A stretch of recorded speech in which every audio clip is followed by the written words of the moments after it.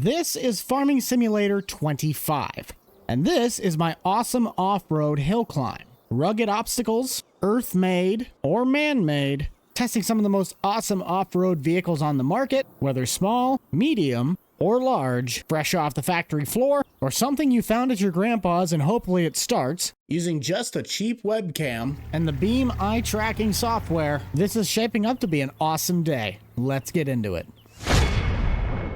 That's right, we're going to be doing ourselves a little bit of a hill climb today. I hope you guys are going to enjoy this one, and if you like it, be sure to let me know down below. This is an awesome off-road climbing course that I ended up constructing over the last couple days. If you're new to the eye tracking game, a lot of the software you can get out there are on the more expensive side and usually require pretty, expensive equipment.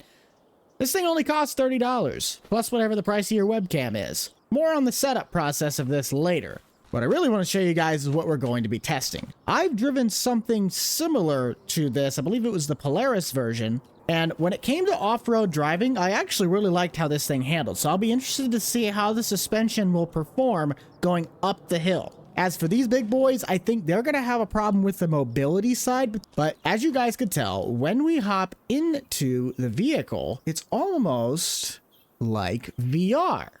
I can look right, I can look left, and that's my eyes moving. Now, there's another software that this uses called OpenTrack. It is completely free, but if I turn my head to the left, it turns my head to the left, it turns my head to the right. I can move up, I can move down.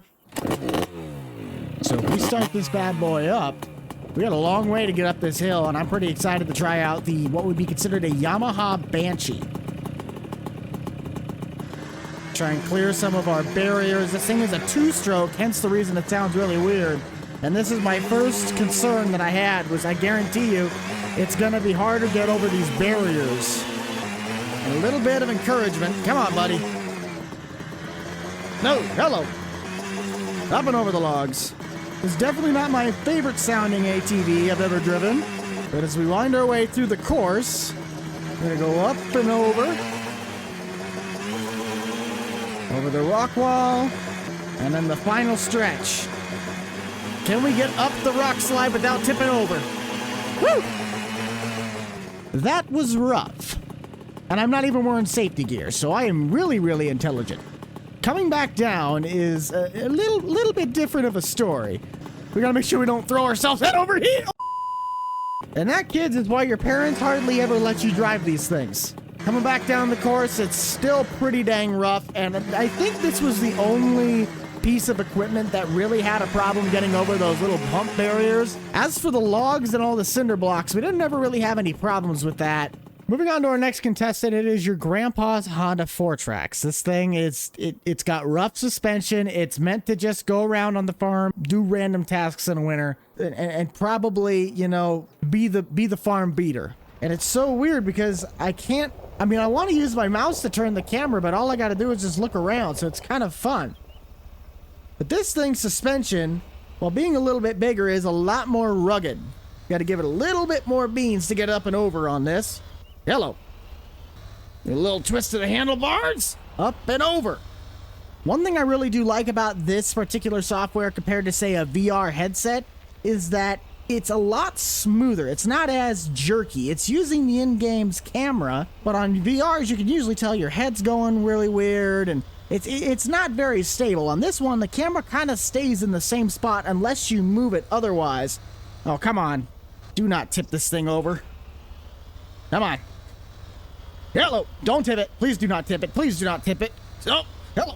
Come on. Woo! I kind of want to see what this looks like going back over the ridge. Whoa. Whoa.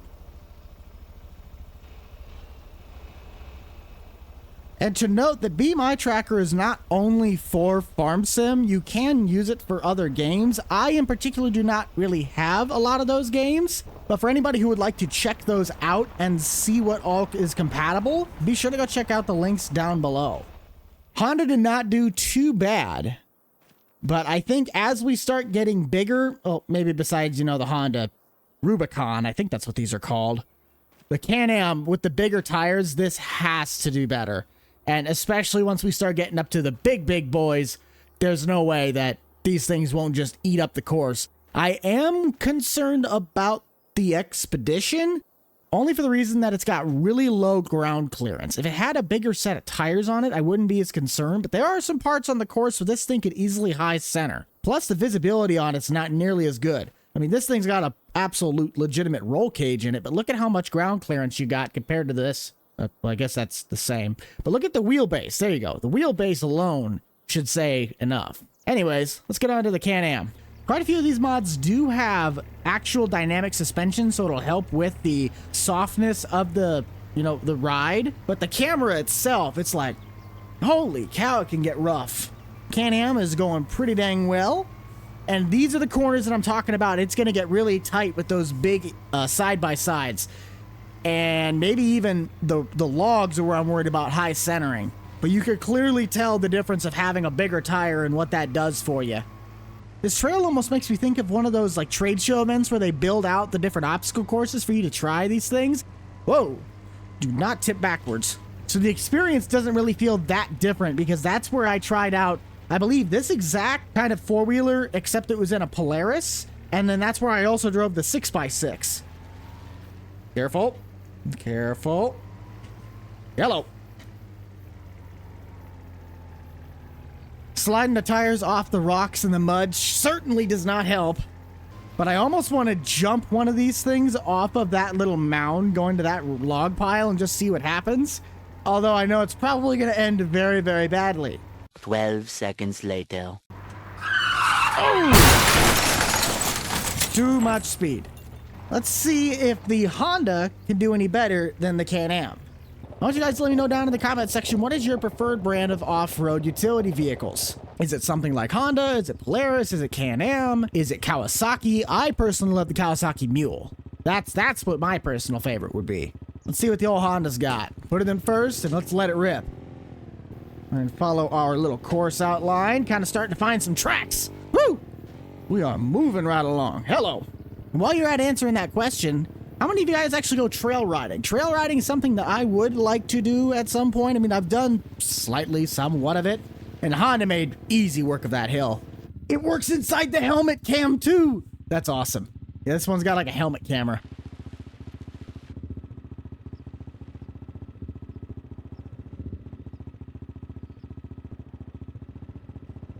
But seriously, what do you guys do for fun with these things? I've started to, get older and I become boring, and side-by-sides are actual utility vehicles that haul stuff around and get you from point A to point B. It's still fun every now and then when I'm over at the Hilberts and I just slam down on the throttle of their Honda and I just rip it down the side of the field edge doing 50, but as you get older, you start to become less and less fun. That, or maybe I'm just not driving the fun ones. Austin's Can-Am. It feels like the vehicles are getting quieter, though, as we do these tests, which I don't really mind. In the end, this is the one I'm probably the most excited about. Granted, this is farm sim. The longer wheelbase is certainly a help, but the smaller tires on this one compared to its yellow brother is not going to help it. We are going to have to fight to get over these barriers. Come on. Try it again. Come on, you. Don't do this to me. Not me. What am I stuck on? Oh, of course, I go to the third-person camera and everything works just fine. There we go. Now we're rolling. With the 6x6 powertrain, this is where this thing is really going to outshine on, say, the logs compared to the big Polaris, because this thing has another drive wheel in the spot where the Polaris does not, and it can bottom out. As you can tell, it is handling the obstacle course just fine. Can-Am has that really big Defender with the massive long bed on it. That'd be the side-by-side I'd get because I like, single cabs with 8-foot boxes. Heading back down, that's another story.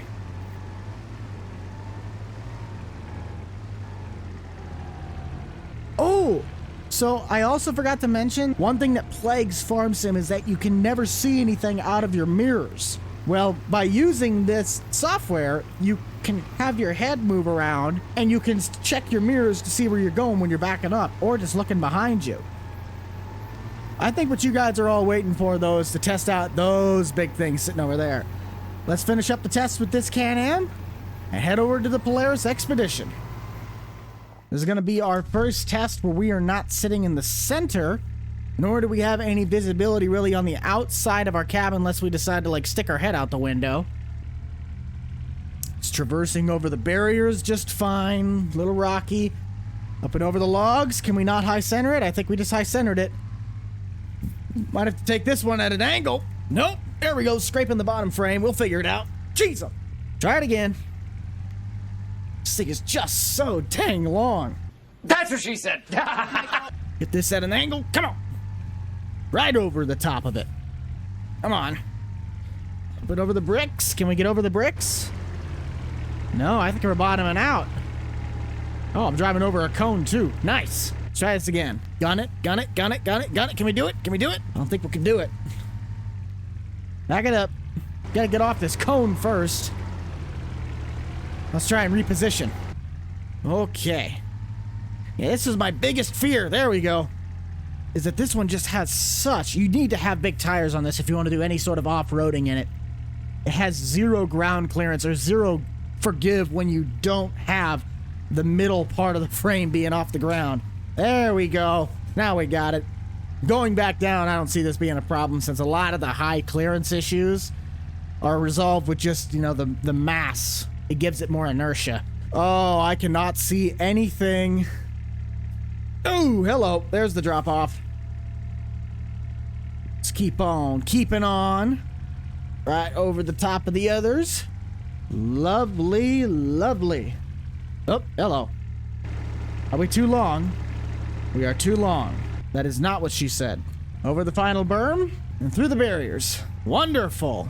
Now it's time for the absolute mammoth. That is that thing right there. Visibility on this is going to be basically zero because the blind spot is like covered up by this massive bar. Plus you got like the wishbone in the front. I get it. It's like an earth crawler, but come on, man. Why can't I see my wheels? I need to be able to take the doors off. This thing kind of reminds me more of like the Can-Am Maverick, except the Can-Am Maverick you sit in, it's like a Corvette. Let's try this out. Super smooth. Just like I envisioned. Up and over. I cannot see anything past this door panel. Oh, it's driving me crazy. Up and over the logs. Wonderful. Across the barriers. Over the pipes. And up the hill. These last three bumps, you wouldn't think they'd be that much of a difference maker, but you guys saw with the ATVs just how dangerous they can be. Now to see what's going on from an outside view. I love how people are really starting to work on doing the realistic dynamic suspensions with these things. I salute my hat off to you. I looked at dynamic suspension one time and I was just like, nope, not me. But it makes the trail riding experience so much better when you can feel the bumps and watch the wheels match with the terrain. So shout out to any and all the modders who were the original creators of said projects. I think all of these are actually public on Google somewhere, but none of them besides the lizard stuff is on console. That wraps up our off-road testing through all of our lovely side-by-sides. Let's go check out the competition and see what we had to work with. I think performance-wise, like handling the big bumps and the massive terrain, the yellow Can-Am probably was the best feeling. I didn't get caught up on a lot of stuff, but I think a lot of that has to do with, look at how big the tires are on this. If the six-wheeled Outlander had the same size wheels as the four-wheeled Outlander, I think that would have taken the cake of the entire competition, which I'm pretty sure it does have the wheel options to do that. Yes, it did. Now I'm curious if that actually would handle a little bit better. Let's try it out. I can tell I'm sitting higher. And from memory, we had problems with this, slightly parts of the log, and I can't remember what else. But I think we're just gonna float over everything now. Oh yeah. Oh yeah. Like an absolute dream. This thing's basically a borderline tank. Up and over the logs. Another set of barriers. The cinder blocks. And the hill climb. Oh, hang on. Maybe we might up. Nope. There it goes. There it goes. Hold on to it. That's got to be the fastest time that we've done today. I think we just found our new utility vehicle. Does the tailgate actually open on this thing? Oh, it does. Yep. I found my ATV. Nope. Nope. Nope. Oh, oh. Bigger tires make it a little bit more bouncy. I noticed that. Now, the odds of you coming across terrain like this every single day of your working life, probably not likely. But at least you know that this piece of equipment could take on that kind of terrain. Like a dream. Like never even existed. Good job, Can-Am. Now I want you, the viewers, to let me know in the comment section which one of these do you think did the best job overall. I kind of don't think it's fair that the six-wheeled Can-Am got 2 chances with the bigger tires, because we could have had this thing absolutely annihilate the competition, but we didn't do that. So the Can-Am, we have to base it off the first run. Just let me know your thoughts down below. Now let's take a look at all the things you're going to need in order to make this software work with your game. Breaking down the meat and potatoes of the things you're going to need, the first thing you're going to have to acquire is Beam Eye Tracker. Beam Eye Tracker can be stored on programs like Steam, which is what I use.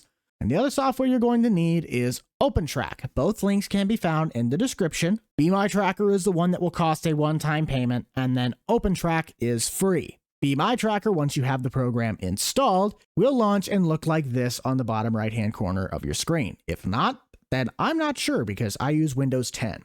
In order to get everything set up, the first thing you're going to do with the Beam Eye Tracker is get your webcam set up in a place where your eyes are going to be able to be caught by the webcam. You will then look directly at the center of the screen, just like this. Well, you can't really see me, but you'll click with the dot. You'll move your eyes, not your face, and keep clicking the dots, almost like the eye doctor test. Once the calibration is complete, you can take a look at this eye tracking overlay, and if you look in the center of your screen, just like I am, that's where I'm looking. Now I'm looking at the top right, now I'm looking at the top left, bottom right, and all the way around and which way beyond, just basically like a pinball machine.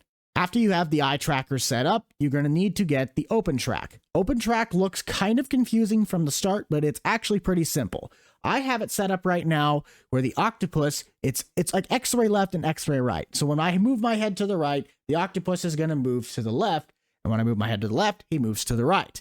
That is because when we go into the options tab on the output, we set the yaw, which is basically your head movement. You invert this. That is so when you look left, your head will look left, and you look right, your head will look right. It's doing it in a mirror image. I didn't have to adjust anything else on that. The mapping, this is something like FS Guy, I believe is his name. I can't remember exactly. He did a very great review on all of this technical data.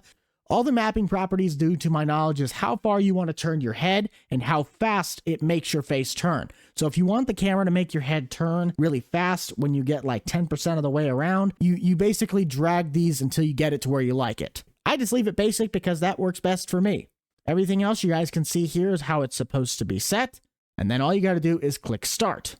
Once all of that is done, we're not done yet because we have one more option we have to head into the base game settings to click on before it will work. First thing you got to do when you launch the game is go to your options tab, and there is this lovely setting called head and eye tracking. You got to make sure that is set to on. Once you have it set to on, all you then have to do is open up into your save game, making sure that Beam Eye Tracker is running and the OpenTrack is running. Then and only then should your system work. It will only work when you are in a vehicle in the first person. Right now, I'm just using my mouse as well as in third person.